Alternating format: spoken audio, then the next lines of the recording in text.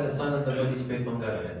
So this topic here is meant to educate people, help people to understand if they're gonna see someone. Courting here is the proper way for seeing someone for the sake of marriage. The word dating is not really the appropriate word to use in the church. So courting is the appropriate one, but dating is a common one, so we're gonna use the word dating now. What should we do?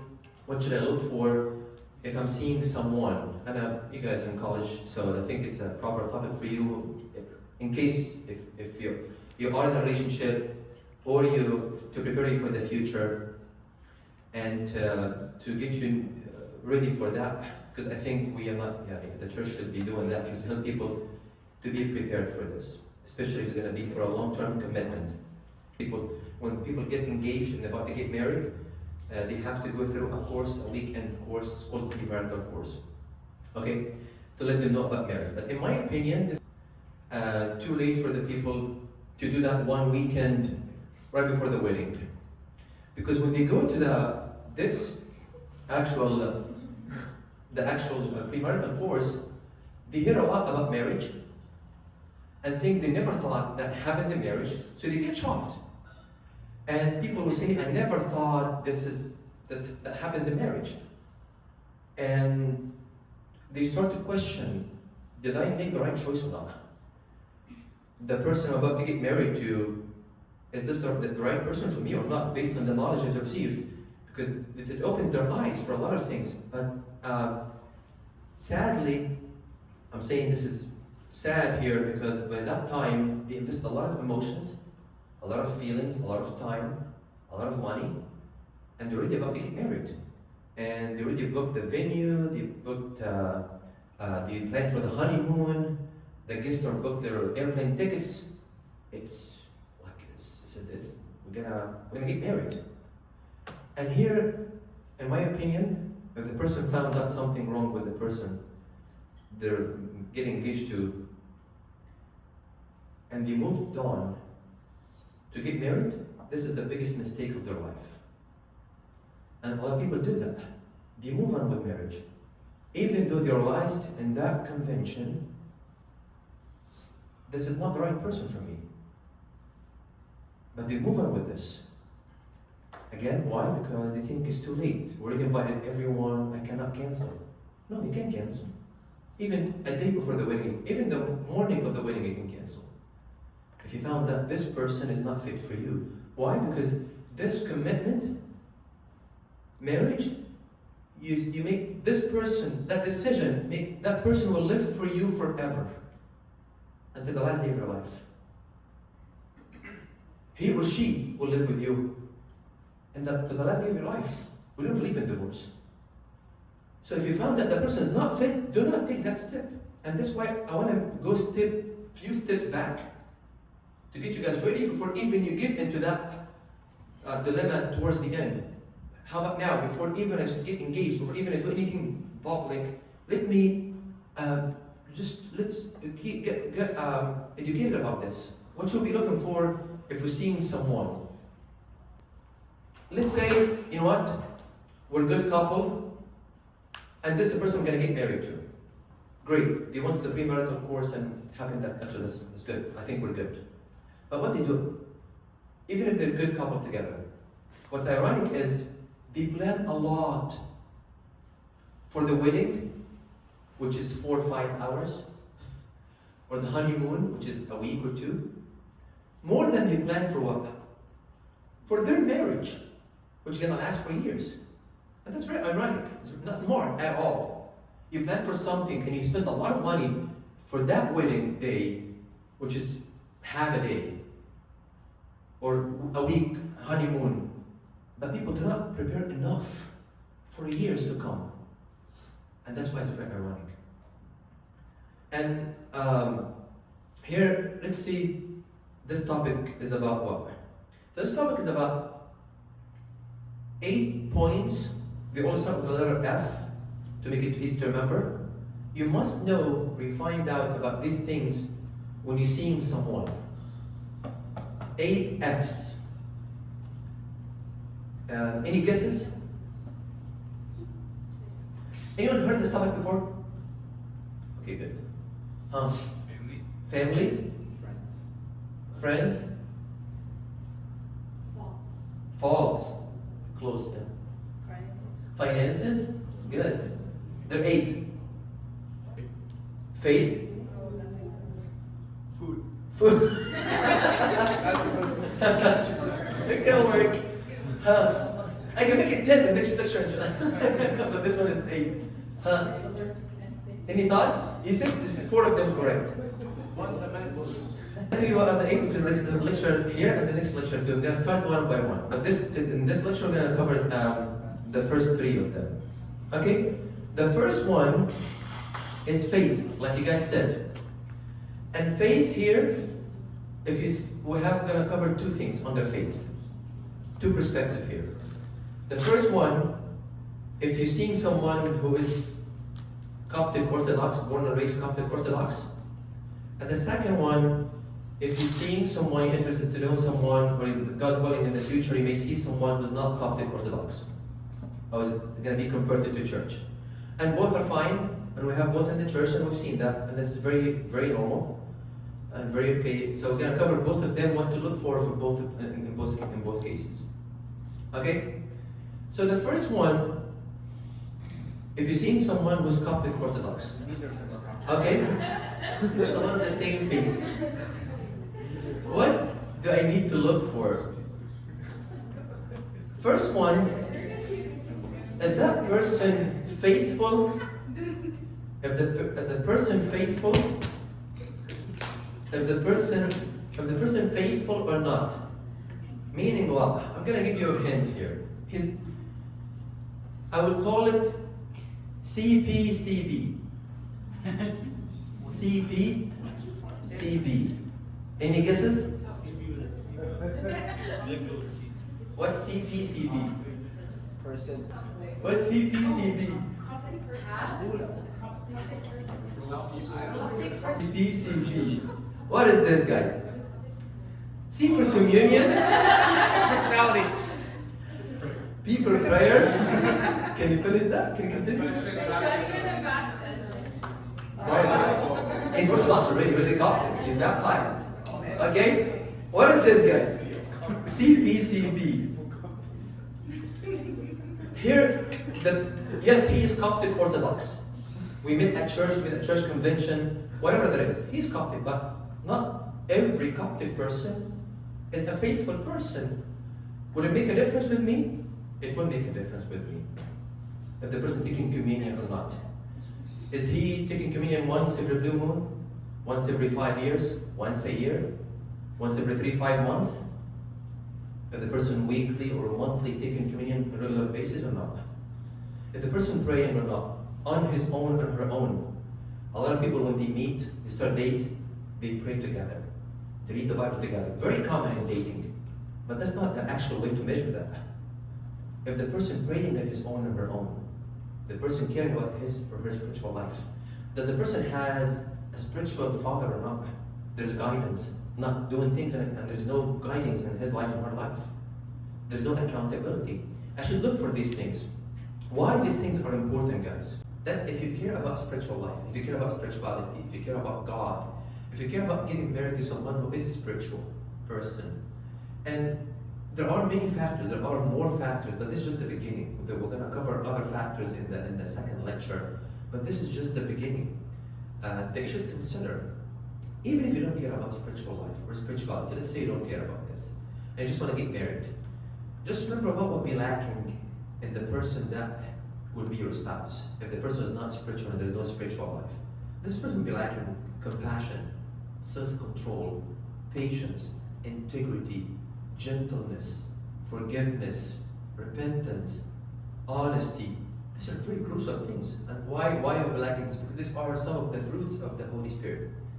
They come from Christ through the work of the Holy Spirit in our life. So if you just want to get married to anyone regardless, be ready to face these things. That the person you're going to get married to will not have any of these.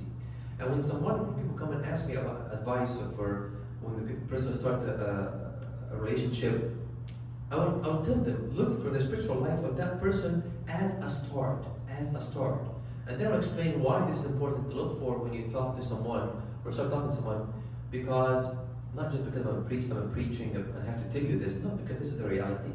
The person they will get married to, if there's no spiritual life, there's no spirituality, the person will be lacking a lot of these good qualities here.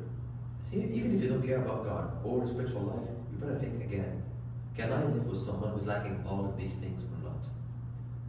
If the person is not faithful, again, he's making mistakes, she's making mistakes, no one is perfect. We all make mistakes.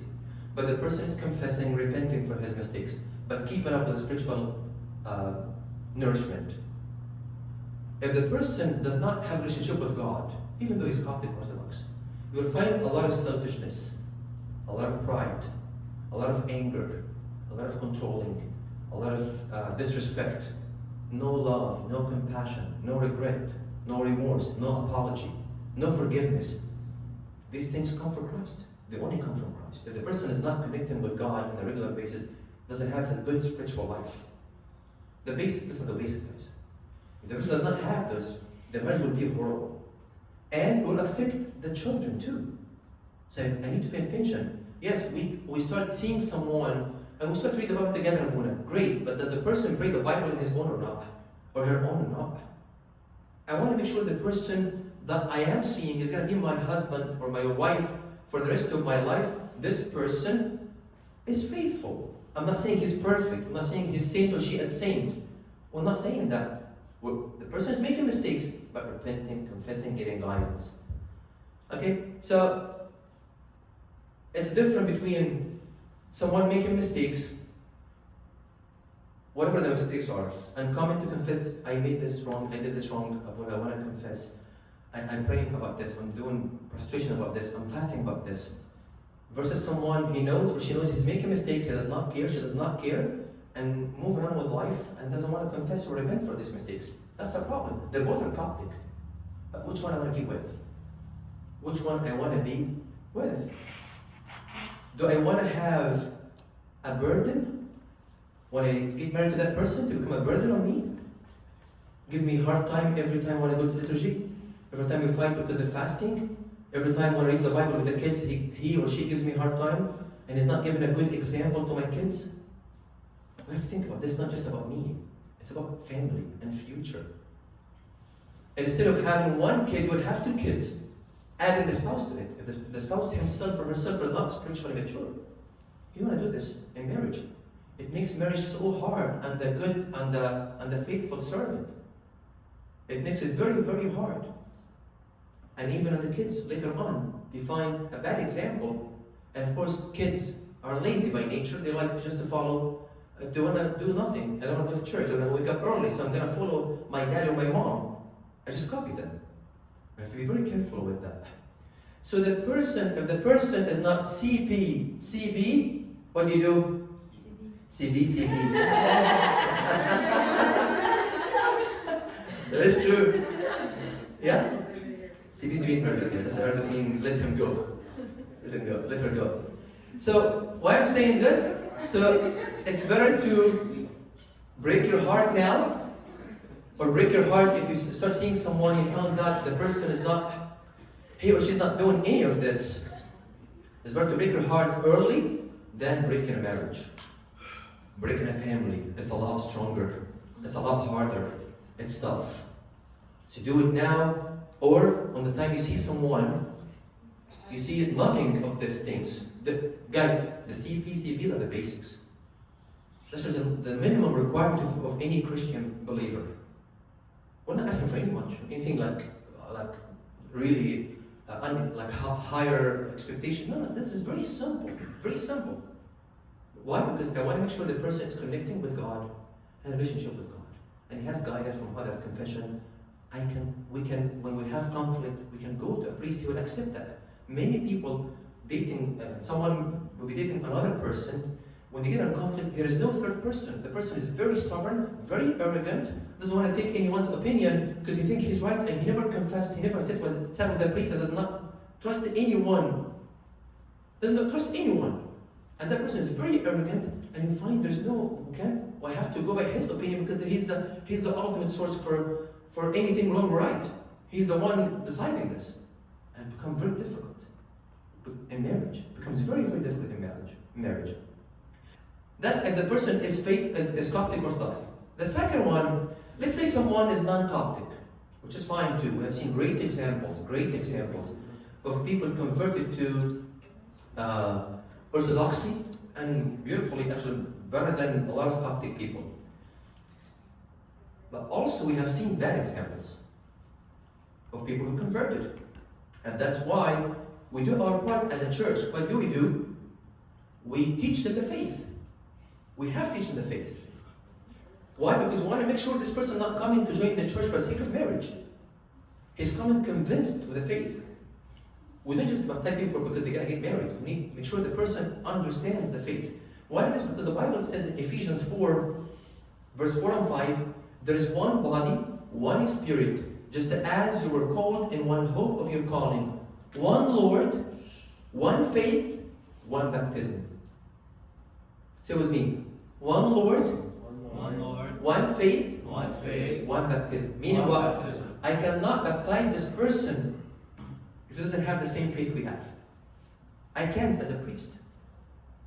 I want to make sure the person knows our faith. And based on this, I'm going to baptize him or her for that reason. So when it comes to making sure the person is good or knows the faith, so the person can join, but I said we may have bad examples. In what way?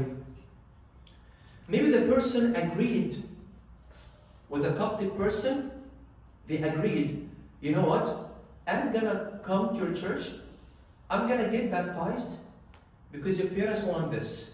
But after we get married, I'm gonna continue going to my church. You go to my church. And they agree on that. And they seem it's okay.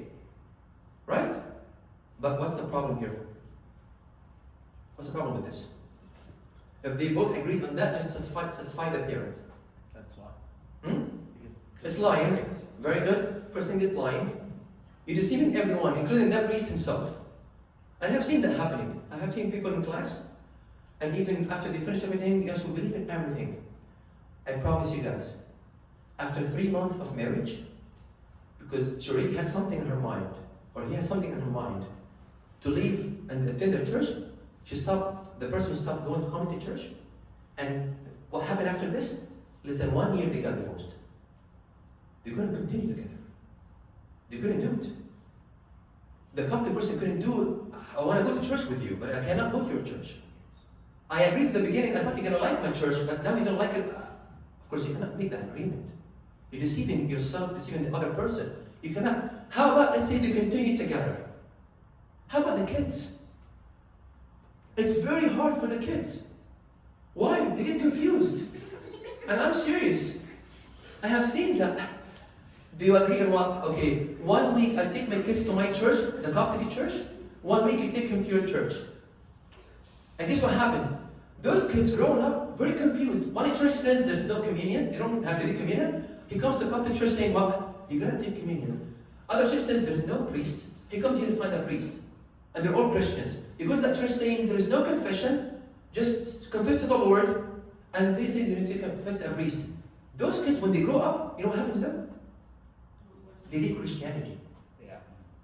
Not the church, they leave Christianity. Why? Because it's very confusing for them. And it gives another example for confusion for the kids when they grow up. So here we need to make sure that person, you cannot make that agreement. You cannot make the agreement, you're going to continue doing that. That's in case of someone not Orthodox. Because why? Because we wanted to have a spouse who I can trust that he will lead me or help me or support me to live a good Orthodox life, to get closer to God. It's very important, guys. Someone who is convinced. And I've seen a great example. I've seen great examples of people converted and they're raising their kids at the church.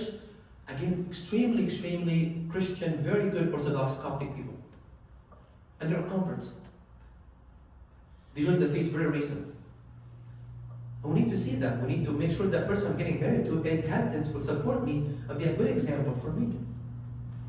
Ask yourself, is the person I'm dating or I'm seeing right now faithful or not?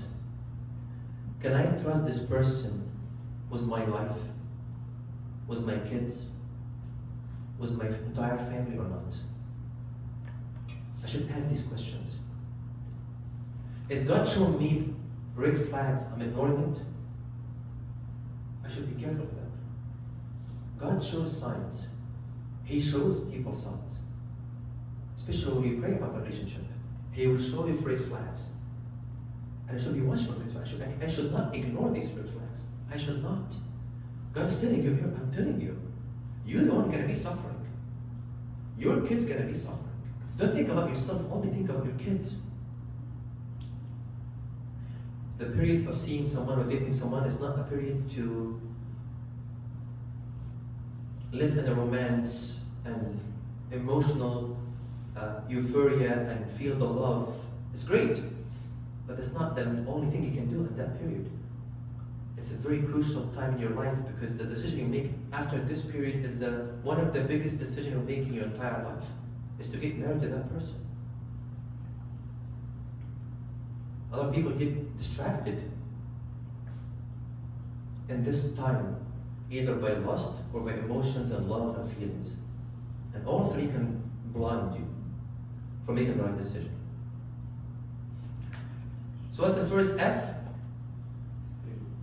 Faith. Second F is family. Who is the family of that person I'm seeing? Do not overlook this. Do not ignore this. Why? For a very simple reason.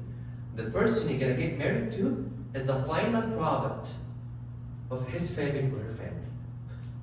The way they raised him or her, this is the person going to live with you. Personality, way of thinking, dealing with problems, respect.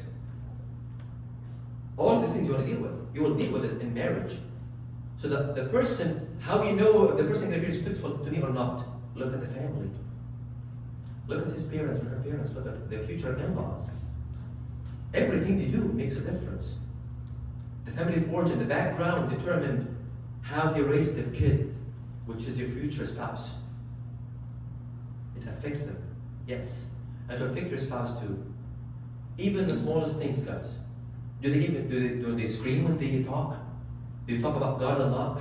What's their main focus and topics when they talk about? Talk about money.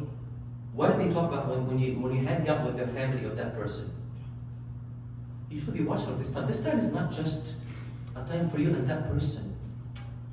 That this person you're seeing is the product of his family, and 80% of his personality will be exactly like his parents. More than 80%. So pay attention to that. Especially the same gender parent. Especially what? The same gender parent. There's a study that was made that they found that guys, when they get married, they become like their fathers. And the wives become like their mothers when they grow up. And I'm going to talk about this in the original time. Some of the myth in marriage. So look at the family. Look at the family. Do they respect each other or not? Are they churchgoers or not? Are they churchgoers or not? I'm going to tell you something. I have seen a couple, a married couple, okay? After they got married, they start fighting after 2 weeks on a Sunday morning. Guess why? Because they went to church last Sunday. So the wife woke up early. She's used to go to church every Sunday. And she got up early, got dressed, waking up her husband.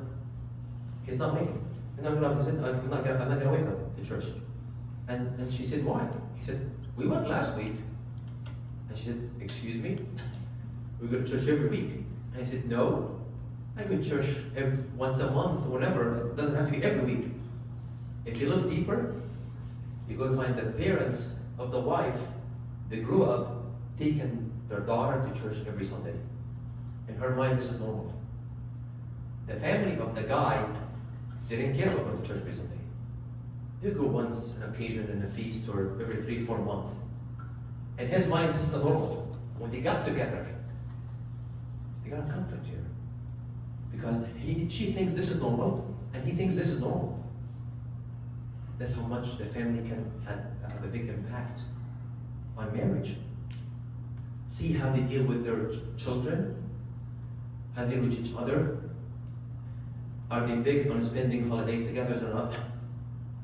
It makes a difference. It causes, I've seen couples fighting every holiday, every Thanksgiving, every Christmas, every nativity feast or Easter or resurrection feast. Why?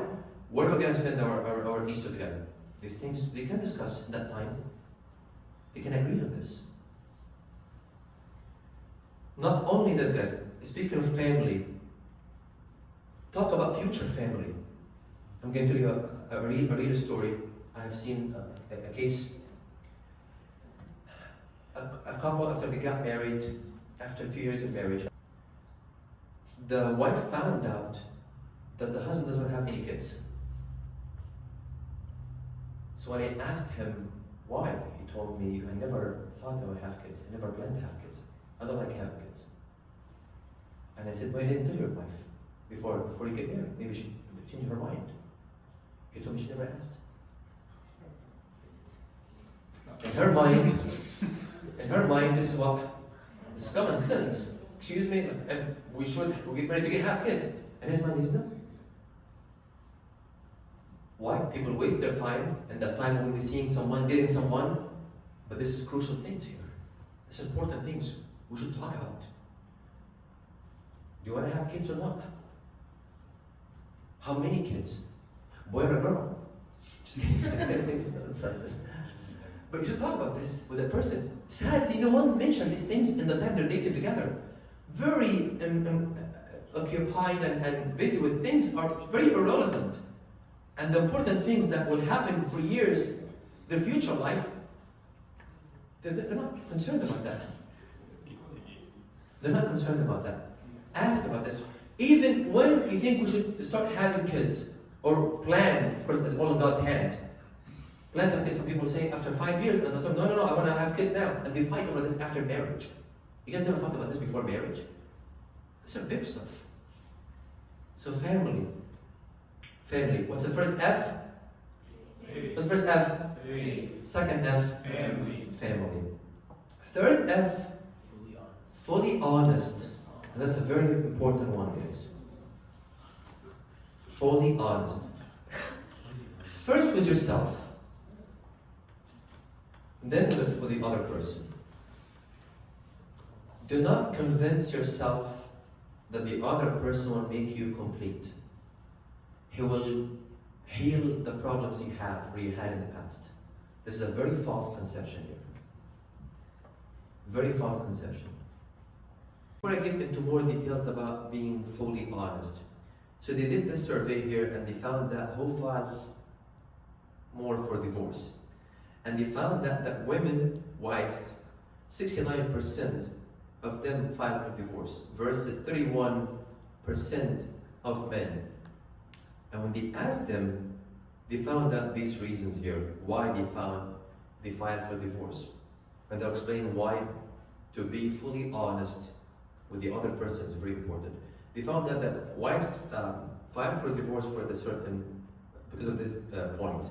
Unmet needs, deficient life-work balance, husband's unfaithfulness, addiction, physical and emotional violence, and better support system, and fewer regrets. That's why 69% of divorce is initiated by the wives because of these reasons. And remember, we're gonna talk more about what exactly being fully honest about. And then when they asked men why men initiate divorce, they found the following reasons: different interest, lack of respect, adultery, alcohol addiction, lack of sex, midlife crisis. And that's why 31% of husbands or men file for divorce. So let's see more about this. Fully honest in what way, guys? Let me give you some examples here.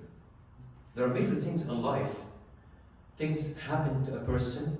I should discuss it with the person I'm seeing. Maybe I would say after a period of maybe 6 months.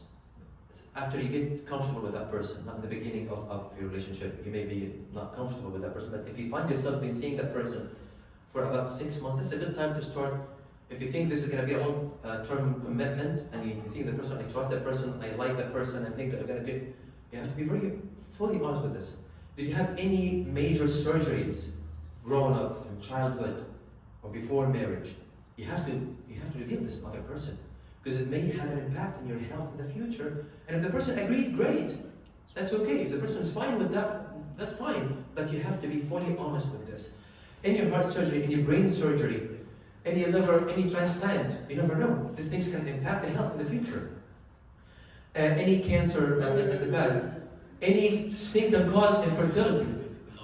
Again, guys, those things people, okay, they can live for a long time with it, but you have to be very open to the person you're seeing about this. You cannot surprise the person after the wedding saying, by the way, I had brain transplant. That's not my brain. Of course, you cannot say no. Okay, guys, this one, infertility, is a very important one, because some people, that can make the marriage annulled, like invalid. If you knew that you cannot have kids and you hid this from your spouse, and he or she found out after marriage that you knew about this, here the other person can completely cancel the marriage. Because there's a deception here. What's built on lies is a lie. You cannot build your marriage on lies and deception. Or diabetes, or anything that can cause infertility. Also, there are things can cause infertility or problems in marriage, but you have to be very transparent with the other person. Major accidents and growing up, maybe you have anything happen to you in an accident growing up. Any mental problems or struggles growing up, those things can destroy the marriage. Especially the mental struggles, being bipolar, PTSD, clinical depression, social anxiety, suicidal thoughts, sexual abuse. This big stuff. These things can destroy the marriage. And you have to be very honest with the person. Of course, all of these are treatable. There's nothing. People live with this, and people get married, and people live a very happy life with treatment. That's okay. I'm not saying, but you have to be honest with the other person about this. Any rape happened and to the person, any homosexual behavior, any prison time. I cannot hide this from my future spouse. Again, that's why I said you have to be comfortable. You have to be comfortable. Because of children. You have to be comfortable with the person first before you expose these things. Especially if you're about to, there's a proposal can take place, that means it's serious. If there's engagement, okay, that means there's something. Again, this happens before the engagement, which is a perfect time for you guys to know about this. And there's more. Any legal issues, any things happening with the law, any previous marriage, inside or outside the church. Because if you get married to a convert, the person may have any marriages before, and that's fine too, by the way. But you should let the other person know. Have any kids from previous marriages or other relationships? Any abortion? Paying alimony, pay a child support. Yeah, these are things people, you have to expose these things to the other person. The person knows what's happening. This has to be revealed. Especially if the person said, I like you, I want to commit myself to you. And then you say, okay, I have to tell you something about myself. There's more, yes. Other things like addiction, of course. And your addiction, don't be confused, guys. What's me having addiction to the other person? Addiction, there's casual use and there is dependency. What's the difference? Let's say someone is watching pornography. I'm going to talk about this one the next talk, or maybe this one here. Can I call this addiction? It depends. how to differentiate between addiction and someone falling into sin out of weakness. If that thing I became dependent on it, I gotta do it every day, or I gotta do it on a regular basis, I cannot function without this, like smoking marijuana, for example. If I don't smoke, I become a very different person, I gotta smoke, I have to do this. It became something of my routine, normal routine, that's dependency. But if something out of weakness, and I fell into sin, I went to confess, I got up, I stayed a few days struggling and overcoming and praying about it and everything's fine, and then I fell again out of weakness and I know it's wrong, this is not addiction. That's not addiction, okay? There's no dependency here. But if there's something happening that I've been doing this for years, and like almost every day or almost every week I gotta do this, that's a problem here. Any type of addiction, drugs, marijuana, weed, painkillers, alcohol, eating disorder like what? I asked the guys about this. I have seen marriages broken because of eating disorder. There is something called bulimia, which is overeating and then the person self-induced to vomit that food. That's eating disorder. Or some people have anorexia. Anorexia meaning what? I have seen a case like this. The wife had anorexia. She has severe food restrictions. She does not eat at all. Like literally like skin on bones. And it affected her health. And the husband couldn't take it anymore. It was a big deal. It was a big deal. Eating disorder here. So, but like this is major disorder things here. Gambling problems, sex addiction, porn addiction again. Remember this, the dependency, not just someone falling into sin one time. There's a regular habit here. Using tobacco, nicotine, shoplifting, self-cutting. These are things here the person should reveal, I had this. By the way, it's okay to have these things in the past and be recovered from it. But if I was treated from it and I had it for a long time, I better reveal to the other person, because the other person would know, I knew that you had this. So when it happens in the future, if any relapse happen in the future, they can cause a lot of problems. So I told you I have this problem. So you can, and again, when people agree with it and they go along with it, that's fine too. Especially if the person is treated. But what is treatment? Because the person will say, yeah, I stopped. I'm not dependent. No, treatment here meaning the person stayed sober and clean for at least 6 months or a year. I would say a year for addiction to drugs. At least 1 year. The person is completely clean from this. Okay, Habuna, how about if the person is doing this, I'm seeing someone now and he's doing that. I'm trying to help him or her. I would say that's not your position now.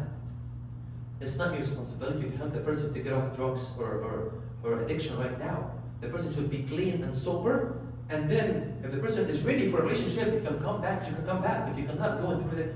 You cannot help someone to get up again.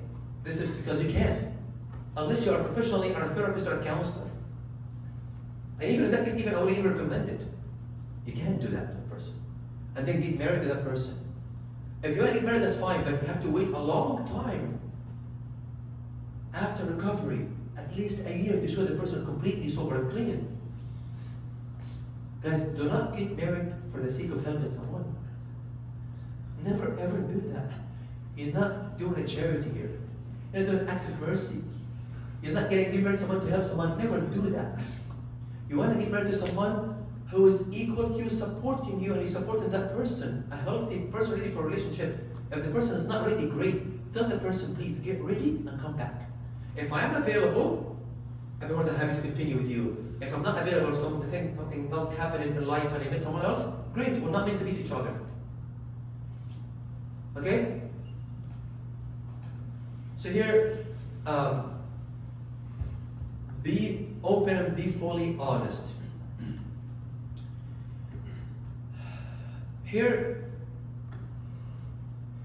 if any one of the previous points, all of them, are still unresolved, extremely important, you do not pursue any official step. Do not let the person deceive you and saying, can I just propose? Can I just get engaged until I get off this? Say, no. these previous points have to be resolved or treated, and then we're going to do something in public. Why would we do something in public and have no idea if you're going to recover or not? How can I guarantee this? Promises does not count here. I need to see actions. I need to see times you're clean and so for a long time. And before we even announce this. You know why? Because this person is not healthy. He's dependent on something. There's addiction here happening. It will destroy the marriage. And we've seen so many cases because of that. No guarantee it will not happen after marriage, yes, but at least I'm going to make the wrong decision and say, I knew about it, but I didn't think it's going to be that bad. Oh, it is that bad. It is that bad.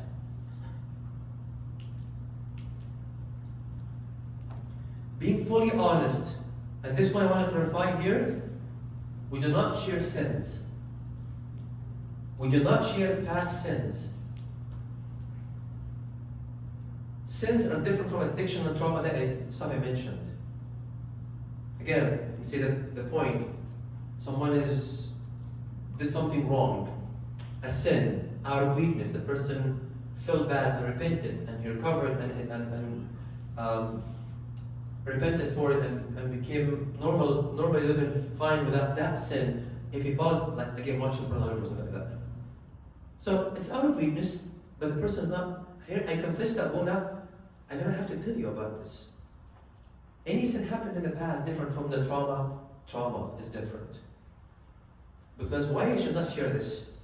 Why? Because you were not with that person when that happened. Before you know that person has no right to know what's your past. If it's sin, again, sin is different from trauma and treatment or physical illness. This is very different things here. Those things are forgiven by God. You can visit the priest and you're forgiven. Unless they had an impact on your life. Let's say you had you stole one time. Okay, you stole something one time, you got arrested. Okay, now it had an impact on your life. There's something happening here. So do not share sins, weaknesses, but big stuff, yes. About being fully honest. About being fully honest, guys. Do not move from a relationship to another relationship before healing. Do not move from a relationship to another relationship before healing. I have seen people within a few weeks just broke up with this person, and within a few weeks with another person. That's a big problem here.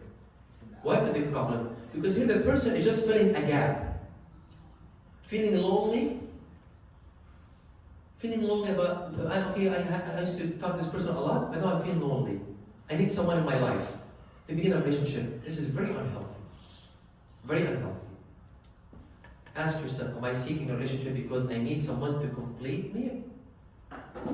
To be supportive, someone I can live with that person for the rest of my life? Or I'm seeking a relationship because I feel lonely and need someone to keep me busy. Big mistake people do. Ask yourself, can you be happy and content as a single person before committing again or not? Because you should be happy by yourself before you even seek a marriage. Do not seek someone to make you happy or to resolve your problems. That doesn't work this way, guys. Fix your problems first and then pursue a relationship. Be honest. If someone reveals things to you, give the person time to resolve his or her problems and pursue a relationship. You cannot get married something whole with something broken. They cannot help. Get these things resolved first. And it depends on the breakup. Maybe the relationship was a quick relationship. I didn't even get to know that person, didn't love that person. But if at least 6 months before you move from relationship to another relationship. At least 6 months. Based on how long you've been with the other person. If you've been with someone for years and then you broke up, it doesn't make sense. You just in 2 weeks you see someone else and your relationship. It doesn't make sense being in a relationship with that person. It takes time. It takes time. Take your time, ask for wisdom, and seek godly counsel. Be fully honest. If you still having grudges and hatred from the past trauma, from the past relationship, that means you cannot move on to another relationship. But once you are at peace with what happened in the past and it's behind you anymore now, and you can move on. that you have to be fully honest with this. And this will be actually 3 of the 8. Next time we're gonna have finances, and there's 4 more in the next talk. Okay, finances and number 5, number 6, number 7, number 8. But they're quick ones. But this one is the longest, so I put them in a talk by themselves.